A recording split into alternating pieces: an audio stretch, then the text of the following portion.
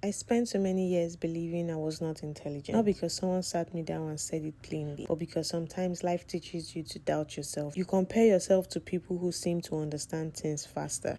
You sit in classrooms and feel like everyone else belongs there more than you. You hear big words, confident voices, and polished answers, and you start shrinking inside before you even try. For a long time, I became the girl who overprepared because I was scared of being exposed. I would read the same thing over and over, not always because I love studying, but because I was afraid that if I did not work twice as hard, people would finally realize I was not as smart as they thought. I carried that fear into my school, into meetings, into my office, and even into moments when I was supposed to celebrate myself. Sometimes I would achieve something and still not feel proud. I would only feel relief that I did not fail, relief that nobody questioned me, that I had survived another moment of pretending to be more confident than I actually felt. But one day I started asking myself a different question. What if intelligence does not always look loud? What if intelligence is not always the person who speaks first, answers faster, or sound the most confident? What if intelligence can also look like persistence, like curiosity, like asking questions even when you feel embarrassed, like crying at night and still waking up to try it? I think sometimes we are too quick to call ourselves unintelligent just because we are still learning. But learning slowly does not mean you are not smart. Needing more time does not mean you are incapable. Being quiet does not mean you have nothing valuable to say. Now I am learning to see myself differently. I am learning that God did not create me empty. I am learning that my mind may not work like everyone else's, but it still has value. And maybe that girl who thought she was not intelligent was actually becoming stronger, deeper, and wiser in ways she could not see yet.